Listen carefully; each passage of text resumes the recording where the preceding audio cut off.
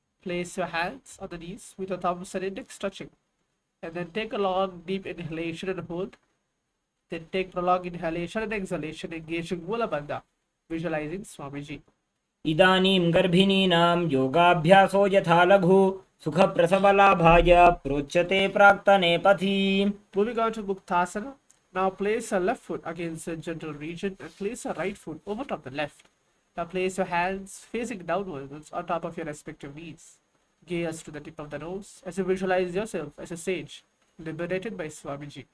निपीड्य सेविनीं सूक्ष्मां दक्षिणेतरगुल्फतः वामं यां येन गुल्फेन मुक्तासनमिदं भवेत्.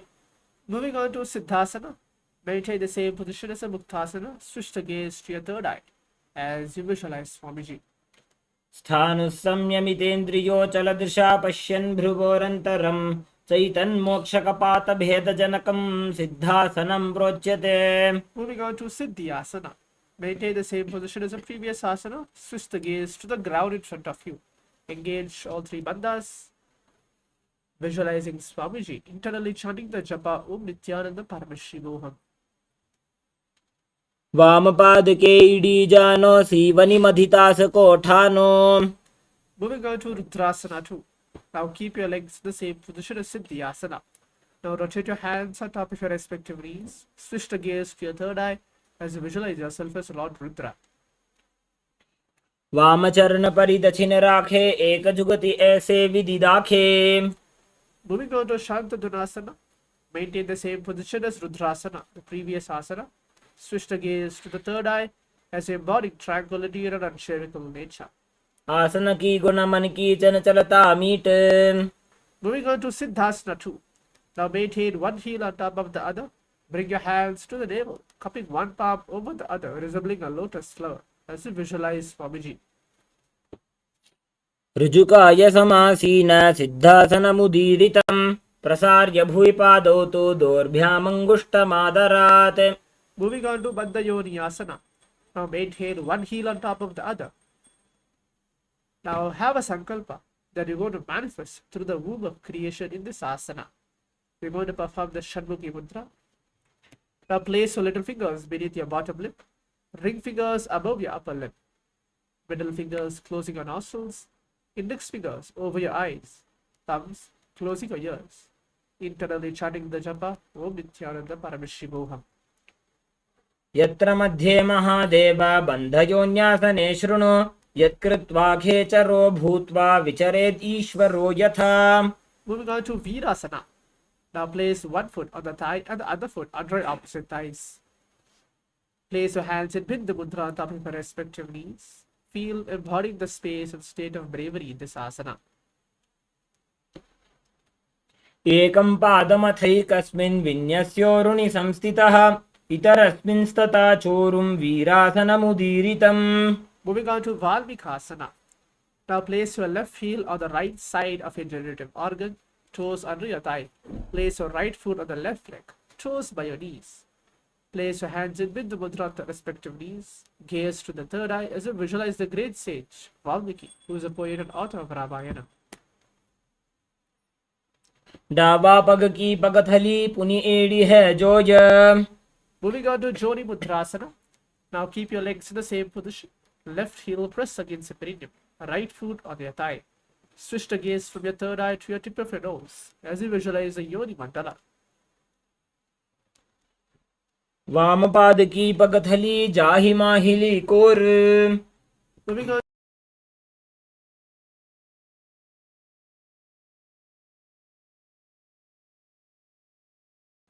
Moving on to Yoniasana.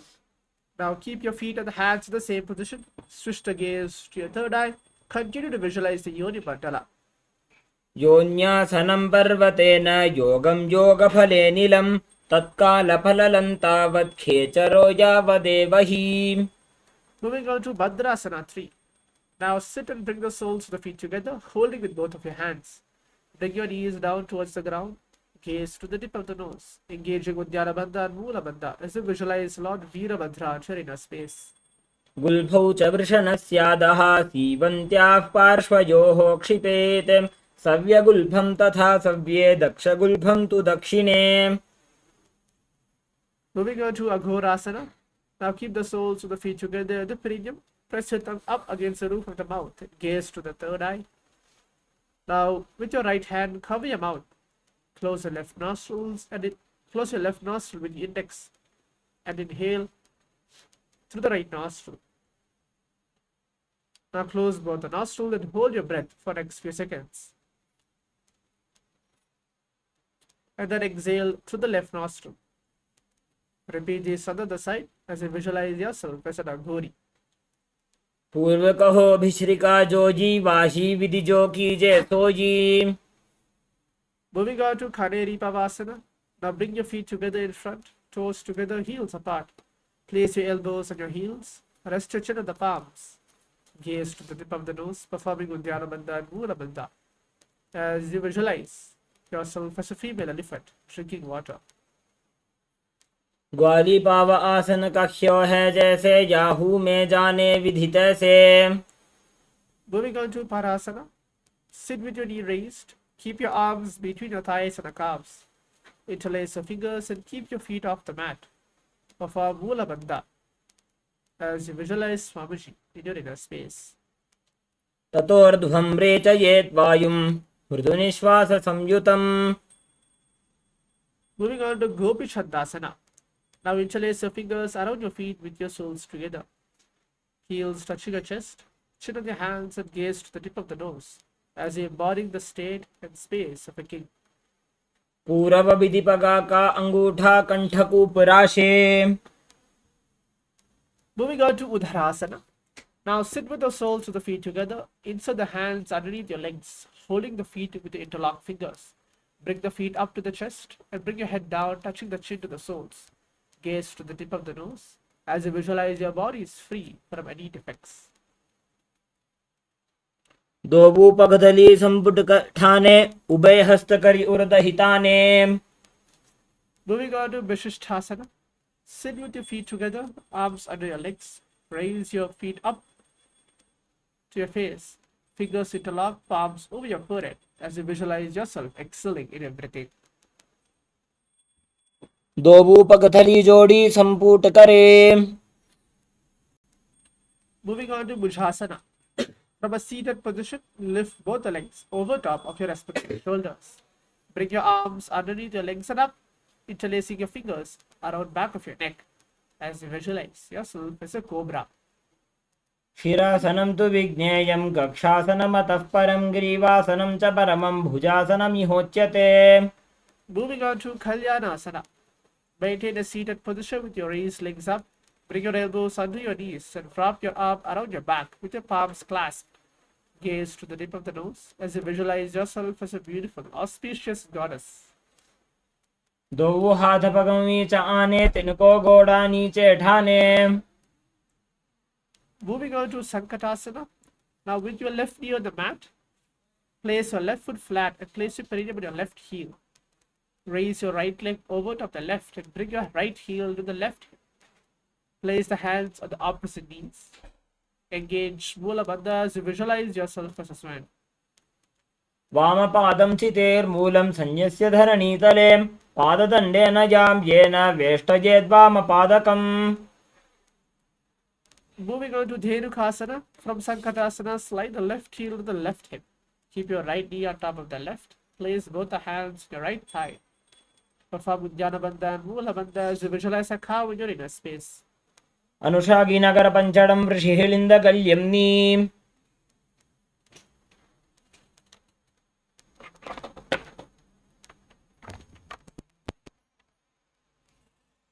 Moving on to Machandrasana. Now place your right foot on the left thigh, left foot on the right knee. Bring your left hand behind the back and hold the right thigh. Place your right hand on the left thigh. Twist the body and gaze to the third eye as you visualize Swamiji. वामजंग परिदक्षिण ठाने वामहस्त पिष्टे दिशा आने बहुरो दक्षिण पद है जोजी ताकि नलिजू पकरे sooji. Moving on to Machandrasana 2. Untwist and hold under the respective big toes. Lean your forehead so it touches the ground. Engage Mula Bandha as you visualize Swamiji. प्रथम जी मनो चरणज जोजी वामजंग परिराखे सोजी ताकि येड़ी कड़ी सोलावे एक जुगती यह और करावे। Moving on to Guru Asana. Maintain your feet in the same position. Interlace your fingers and place them on top of your respective knees. Perform Mahamudra Bandha. Visualizing Swamiji internally chanting the japa. Om Nityananda Paramashivoham. ऊरुमूले इतरपादस्य कनिष्ठिका प्रदेशगुल्फं संस्थाप्य तदेव जानु इतरपादपार्श्वि संस्थाप्य तिष्ठेत् हस्तौ सम्मीलयेत् गुरुवासनं भवति। Now let's perform Sankatasana as well on the other side. With your right knee on the mat, place your right foot flat. Place your perineum on your raised heel. With your raised left leg over top the right, bring your left heel to the right hip. And place your hands on the opposite knees. वामपादं चितेर्मूलं सन्न्यस्य धरणीतले पाददण्डेन यां येन वेष्टयेद्वामपादकम्। Perform Dhirukasana on the other side. Slide your right heel to the right hip. Keep your left knee on top of the right. Place both the hands on your left thigh as you visualize a cow in your inner space. अनुषागिनकरपञ्चडं प्रजिहीलिन्दगल्यम्नि। Moving on to Chandrasana. Now place your right foot on the left thigh, left foot on the right knee. Bring the left hand behind the back and hold the right thigh. Place the right hand on the left thigh. Twist the body and gaze to the third eye as you visualize Swamiji. वामजङ्घपरिदक्षिणठाने वामहस्तपिष्टी दिश आने बहुरो दक्षिण पद है जोजी ताकी नलिजूपकरे sooji. Moving on to Chandrasana 2. Untwist and hold on the respective big toes. Lean your forehead down onto the ground as you visualize Swamiji. प्रथम जी मनो चरण जोजी वामजंग परिराखे सोजी ताकि येड़ी कड़ी सोलावे एक जुगती यह और करावे। Moving on to Guru Asana. Now maintain your feet in the same position. Interlace your fingers and place them on top of your knees. Let's perform Mahamudra Bandha in this posture, internally chanting the japa Om Nityananda Paramashivoham. ऊरुमूले इतरपादस्य कनिष्ठिका प्रदेशगुल्फं संस्थाप्य तदेव जानु इतरपादपार्श्वि संस्थाप्य तिष्ठेत् हस्तौ सम्मीलयेत् गुरुवासनं भवति। Moving on to Bhashasana. Sit with your feet flat on the ground, knees against your chest, hands holding your opposite knees. Keep your thighs together, spine straight. Keep your tongue pressed against the roof of the mouth as you visualize Swamiji. पादतले भूमो निधाय जाननि उरसि निधाय विपरीतहस्ताभ्यां ऊरुसहितजङ्घे निबध्य तिष्ठेत् हस्तौ सम्मीलयेत् पाशासनं भवति। Moving on to Bodhashokasana. Keep your feet flat on the mat. Wrap your arms around your legs and hold on the opposite wrists. Place your chin on top of your knees. Gaze to the tip of the nose. Visualize you are a being in an abode of bliss. दो भूपकथली भूपरिधरे कोरमाहिली ऐसे करे कोरमिलाजी उकड़ बैसे जंघा छात अग्रणी वैसे। Moving on to Purakatasana. From the same position, place your arms under your knees and hold onto your opposite elbows. Gaze to the tip of the nose as you visualize Swamiji. दो हाथ पग बाहर ल्यावे गोड़ा नीचे ले टहरावे आम्हा साम्हा ऐसे करे आपस में कोहनी पकड़े। Moving on to Sumati Asana. Now maintain the same hold beneath your knees. Bring your right foot over the left, so keep your heel crossed. Keep your toes pointed up. Gaze to the tip of the nose as you visualize the great sage, Maharishi Sumati. मूलद्वारी धरती परिठाने डावा पग परिदछ पद आने die पाखती कोले आवे हाथ एक अंतर टहरावे। Moving on to Dandasana. Now extend your feet out straight and keep your arms raised above your head. Interlace your fingers with your wrist pointed outwards. Engage all three bandhas, Mahamudra Bandha. Gaze to the tip of the nose as you visualize Swamiji. इदानीं गर्भिणीनां योगाभ्यासो यथा लघु सुखप्रसवलाभाय प्रोच्यते प्राक्तनेपथि दण्डपद्मभरद्वाज वीरवज्रसमानितो आसनानि सदा कुर्यात् सुदीर्घैरेज पूरकैः। Moving on to Arambhasana. Sit with your legs straight. Hold onto your big toes with the index and middle fingers. Move your chest forward and down, head to the knees. And inhale and exhale. Engage Mula Bandha as you visualize Swamiji. दोवू पग मिलिवा पसारी पगा का अंगूठा पकड़ी लीला टगोड़ा लगावे. Moving on to Bidokasana. Now sit with your legs straight, extend your knees slightly up. Keep one hand distance between your heels. Bring your shoulders down, wrap your hands in and around your legs. Hold the soles of the feet and gaze to the third eye as you visualize Swamiji. प्रथम बैसी दो पाव पसारी कछुक ऊर्ध को कुरुडो डारे. Moving on to Jalandhari Pavasana. Now extend both legs out with your heels together. Place your chin, mouth and nose on the heels. Insert your hands below the legs, keeping your elbows together on the ground along with your fingers. Keep your palms facing upwards. Gaze to the tip of the nose as you visualize Swamiji. दोवू एड़ी मैली के दीजे हाथ पसारी. Moving on to Urdhva Paschimottanasana. Sit and extend both legs out. Lift one foot behind the neck. Lean forward and down as you perform Paschimottanasana, visualizing Swamiji. पश्चिमतानवत् संस्थितिं कृत्वा एकं पादं ग्रीवायां धृत्वा तिष्ठेत्. ऊर्ध्वपश्चिमतानं भवति. Moving on to Anantasana. Now lie on your back and lift your right leg behind the neck. Place your left hand holding the foot from the top. Straighten your body and concentrate now onto your prana, moving from your Mooladhara. Gaze to the tip of the nose as you visualize yourself as an infinite or an endless one. उत्तानशैनी एकैकं पाजी ग्रीवायां विन्यस्य इतरहस्तेन पावाग्रं गृहीत्वा. Moving on to Ankushasana. From Anantasana, rest on your elbow of your hand holding your foot. Again, concentrate on your prana moving from your Mooladhara chakra. Gaze to the tip of the nose. Feel that you are in complete control in this posture. उत्तानशयितः एकैकं पादं ग्रीवायां कुर्वन् इतरहस्तं कर्णमूले स्थापयेत्. Moving on to Drishasana. Now lie down on your back. Bring your knees to the chest. Encircle the thighs. Calves with your arms. Roll to the left and to the right as you visualize Swamiji.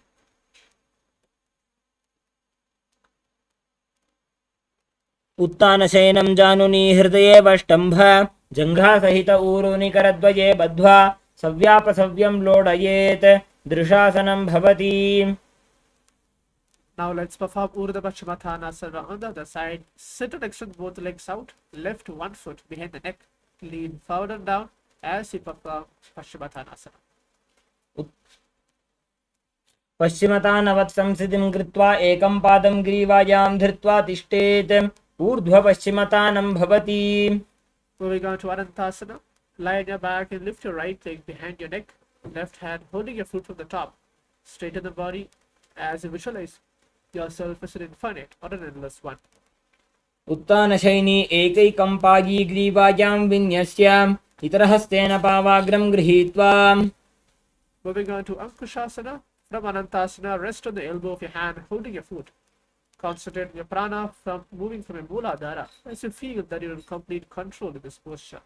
उत्तानशयितः एकैकं पादं ग्रीवायां कुर्वन् इतरहस्तं कर्णमूले स्थापयेत्. Moving on to Yoga Nidrasana.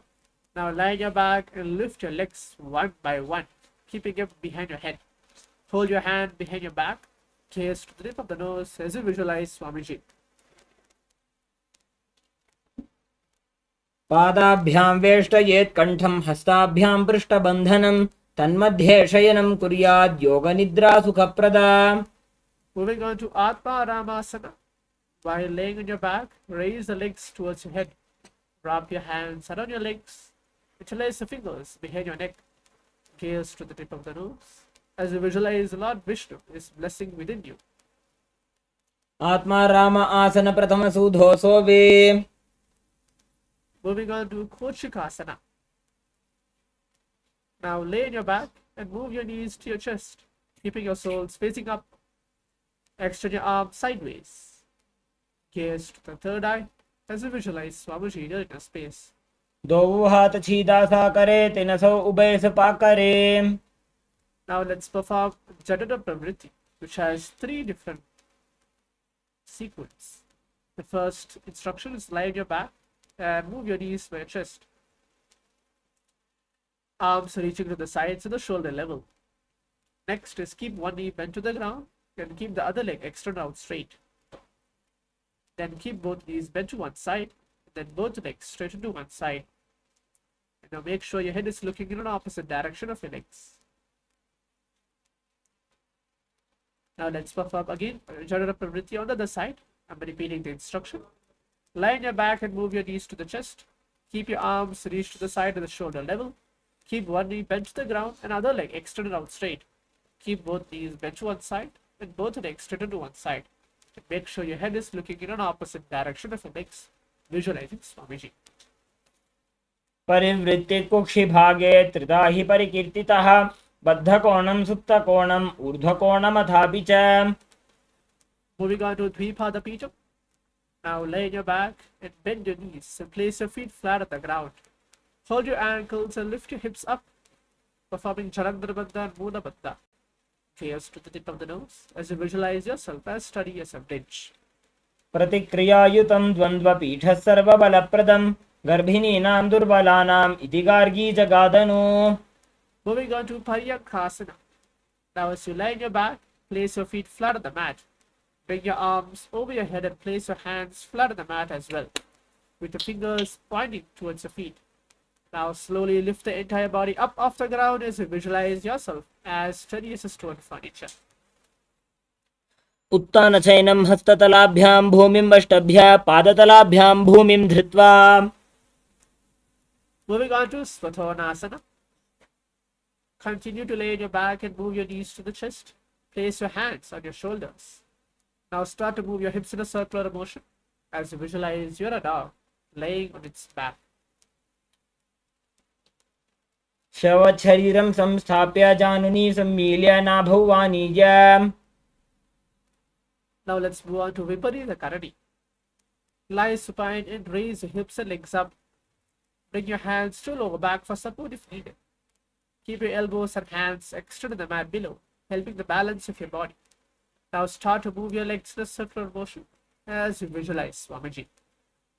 भूतले सशिरो दत्त्वा खेनये चरणद्वयं विपरीतकृतिश्चैषा सर्वतन्त्रेषु गोपिता. Moving on to Viparita Karani 2. You can stop the movement of your legs rotating in a circular motion. Be stable, engaging Jalandhara Bandha and Mula Bandha, visualizing Swamiji. Karni विपरीताख्या सर्वाधिव्याधिनाशिनी नित्यमभ्यासयुक्तस्य जाठराग्निविवर्धनी. Moving on to Langalasana. Now lay on your back and lift your hips. Take it over your head. Keep your toes on the floor. Make sure your hands are stretched at the ground behind your back with your palms clasped in Parashamudra. Now rest your neck on your shoulders. Engage Jalandhara Bandha and Mula Bandha as you visualize yourself as a flow. नरकासने स्थित्वा नासिकाप्रदेशे भूमौ पादपृष्ठे स्थाप्य. Moving on to Saita Paschimottanasana. First this is one of the 84 different asanas revealed directly by Lord Paramashiva himself. So completely be intense in this posture. Continue to lay on your back. Now move your legs over your head, toes pointed at the ground, thighs to the chest, hold your toes. Keep your arms and legs straight. Perform Murcha Pranayama as you internally chanting the japa. Om Nityananda Paramashivoham. तानं शयित्वात् कुर्वीत शैतपश्चिमतानकम्. Moving on to Supta Konasana. The same position. Spread your legs wide apart, hips above your shoulders as you visualize Swamiji. परिवृत्ति कुक्षि भागे त्रिधा हि परिकीर्तितः बद्धकोणं सुप्तकोणं ऊर्ध्वकोणमथापि च. Moving on to Chakrasana. Now bring your legs over top of your head, toes on the ground. Hold your ankles, keeping your knees straight. Now roll backwards onto your back and keep your legs straight as you visualize yourself as a chakra wheel. शवासनस्तद्वौ पादौ कुर्यान्मस्तकतः परौ व्युत्क्रमेण ततः शीघ्रमेतत् सर्वस्य साधनम्. Moving on to Supta Prasarita Padangushtasana. Now lay on your back and keep your legs in a vertical posture. Hold your big toes in Prana Mudra and open your legs wide as you visualize Swamiji. उत्तानपादं क्रौञ्चं च मरीचिं वीरभद्रकं नटराजं त्रिकोणं च सुप्ताङ्गुष्ठप्रसारणे. Moving on to Supta Padhangushtasana. Now lay on your back with your legs extended straight up. Hold your big toes in Prana Mudra, visualizing Swamiji in your inner space. उत्तानपादं क्रौञ्चं च मरीचिं वीरभद्रकं नटराजं त्रिकोणं च सुप्ताङ्गुष्ठप्रसारणे. Moving on to Matsyasana. From Supta Padangusthasana, move your legs into Padmasana posture. Now lay on your back and hold your opposite elbows over your head. Gaze to the tip of the nose. Perform Mula Bandha as you visualize Matsya, the fish avatar of Vishnu. मुक्तपद्मासनं कृत्वा उत्तानशयनं चरेत् पूर्पराभ्यां शिरो वेष्ट्या मत्स्यासनं तु रोगः. Moving on to Parasaramasana. Now lay on your back in Padmasana. Place the back side of your right hand under the left palm. Gaze to the tip of the nose as you visualize Lord Rama in your inner space. प्रथमकरे पद्मासन आछे सूधो सोवे भूपरिपाछे गोड़ा अरुजंघा ये दो वो भूसो लगता राशे सोजी. Moving on to Sarvankasana. While laying your back and your legs in the Padmasana, lift your hips and legs up. You can use your hands supporting your hips, elbows to the floor. Tuck the chin to the chest as you perform Jalandhara Bandha and Mula Bandha. Gaze to the tip of the nose as you visualize Swamiji. अथवा क्षेत्र संक्षेपात् सर्वांगासनम् उत्तमं यत्कृत्वा योगनिपुनो विद्याभिः पंडितो यथा. Moving on to Vrishchikasana. Now lay on your back and place one foot on the opposite thigh. Lift the other knee towards your head and extend your both arms up above your head and hook your fingers forward. Gaze to the third eye as you visualize yourself as a scorpion. प्रथमशयन सूधो शीशिकेशिकी संधि सुदाखे. Now let's perform Vrishchikasana on the other side as you again visualizing yourself as a scorpion, internally chanting the japa Om Nityananda Paramashivoham. प्रथमशयन सूधो शीशिकेशिकी संधि सुदाखे. Now let's move on to Vrishabhadakshepasana. Now lay on your back and interlace your fingers around your neck. Lift both the feet off the ground, extending one leg straight and other knee to the chest. Start alternating, extending and raising the knee again and again as you visualize Swamiji. उत्तानशयनं कृत्वा अङ्गुलिभिः कन्दरां बद्ध्वा कूर्परौ मिलित्वा नितम्बेन भूमिं स्पृष्ट्वा. Let's move on to Marothanasana. Now lay on your back and lift your legs one by one, touching the ears with the knees. Engage Mula Bandha as you visualize Swamiji. श्वोत्तानवत् संस्थिति कृत्वा जानुद्वयं पर्यायेन कर्णयोः संस्पृशेत्. Moving on to Brikhasana. While laying on your back, place the soles to feet flat on the ground. Now stand up and sit back down. Do this as you visualize yourself as a wolf. उत्तानशयनं कृत्वा पादतलाभ्यां भूमिं धृत्वा. Moving on to Utthasana. Lay on your back and quickly throw your legs up above your head. Complete rollover, finish in a prone position. As you repeat this again and again, visualizing Swamiji.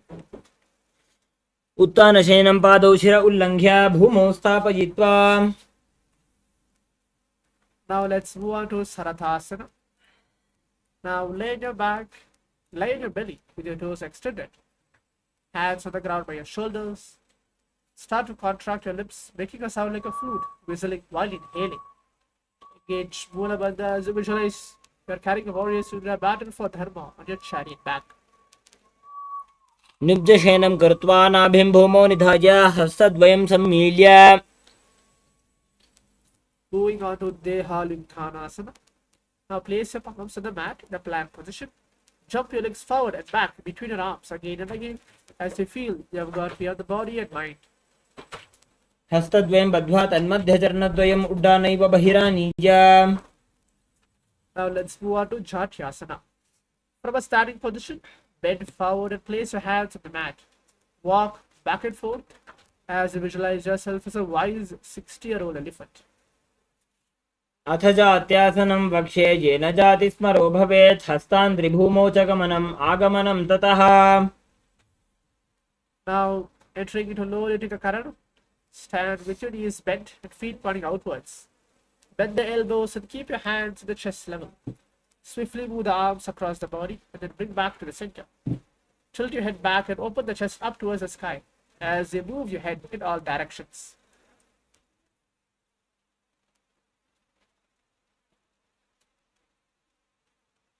Moving on to Sarpasana. Now stand erect like a rod. Keep your arms by your side, hands touching your thighs. Visualize your Kundalini Devi raising and curling upwards around your body. As you engage Moola Bandha, internally chanting the japa Om Nityananda Paramashivoham. अथ सर्पासनं वक्ष्ये वायुपानाय केवलं शरीरं दण्डवत् तिष्ठेत् रज्जुबन्धस्तु पादयोः. Moving on to Ushtrasadhanasana. While standing, place all the fingers on the mat and then stand on your hands. Keep your feet on the wrists and begin to move and walk like a camel as you visualize yourself as a camel. मुष्टिकनिष्ठिका प्रदेशेन भूमौ निधाय उपरि पादतले संस्थाप्य. Moving on to Ashwasana. While standing, again place all the fingers on the mat and then stand on your hands. Now keep your feet on the fists and begin to move and walk like a horse as you visualize yourself as a horse in this posture. मुष्टिकनिष्ठिका प्रदेशेन भूमौ निधाय उपरि पादतले संस्थाप्य अश्वत् शरीरं चलनीयम् अश्वासनं भवति. Moving on to Kapota Nikatasana. Now stand straight with your feet together. Interlace your hands behind the back and pull them down towards your calves. Open up your chest as you visualize yourself as a soaring bird diving. Internally chanting the japa Om Nityananda Paramashivoham. पादतले भूमौ निधाय पृष्ठभागेन हस्तौ जङ्घापर्यन्तं नीत्वा कपोतनिटकं भवति. Now entering into the Tallabushupatam Karana. Now stand tall with your palms together in Namaskara Mudra. Gently bend the knees and keep your toes pointed outwards. Simultaneously open up the palms and raise one heel off the ground, lowering the waist and shoulder of your respective heel. Visualize you're holding and offering a bouquet of flowers to Paramashiva.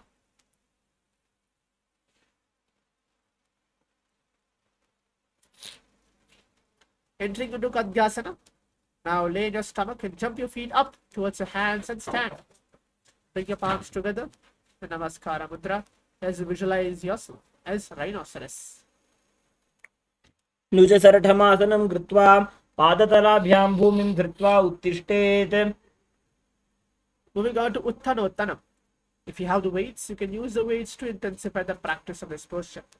Now sit down all the way or as low as you can to the ground and stand up. Do this again and again as you visualize Swamiji.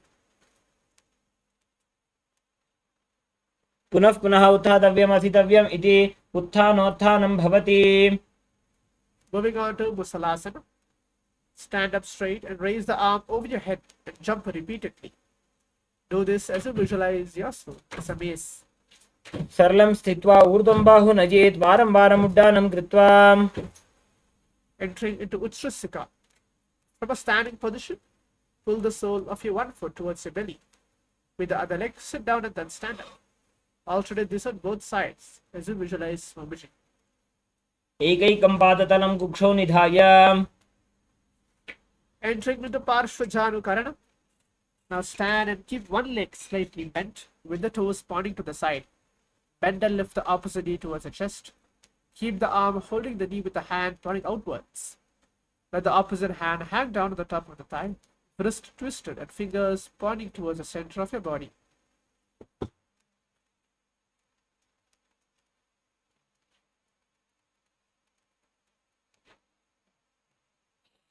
Entering into Thandavasana. Now again, use the weights to intensify the practice of this particular posture.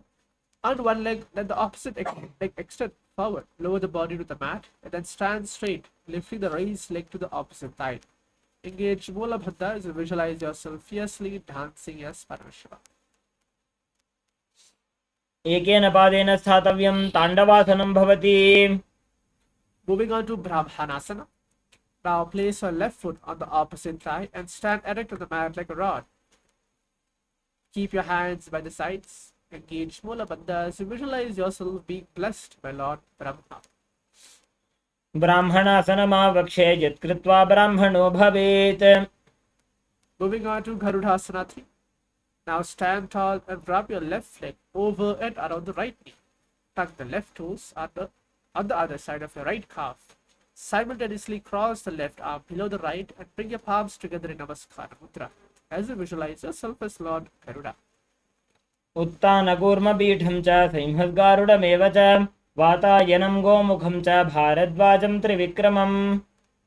Moving on to Ekapadhasana. Now stand straight on your right leg. Place your left foot on the opposite thighs. Hands relaxed by the knees. Engage Mulabandha, visualizing Swamiji entering the space. दक्षाङ्घ्रिं वामपादस्य जङ्घोपरि निधाय च. Moving on to Dhruvasana. Now stand on your right leg. Hold the big toe of your left foot and straighten out to the side and start to rotate your body quickly on your standing leg as you visualize yourself as a North Pole star. एकेन हस्तेन दण्डरूपस्य एकस्य पादस्याग्रं धृत्वा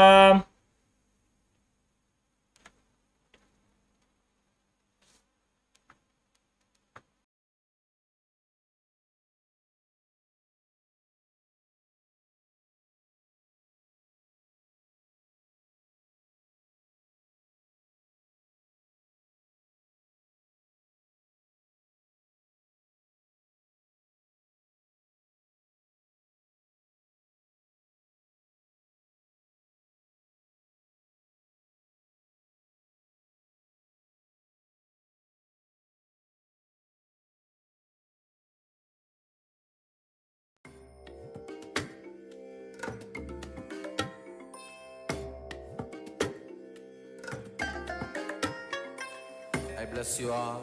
Let you all open all your three eyes and manifest the powers of Shiva. Om Nityananda Paramashivoham. Om Nityananda Paramashivoham. Om Nityananda Paramashivoham. Om Nityananda.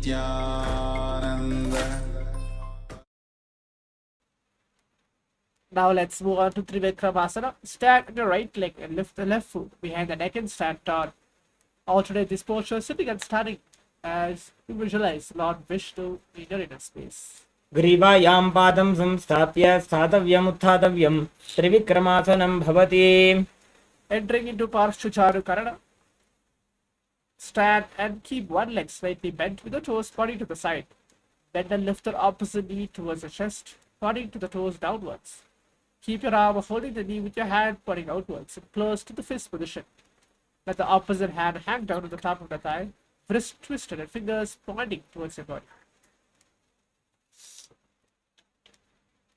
Entering into Tandavasana on the other side, you can use the weights to intensify the practice of this posture.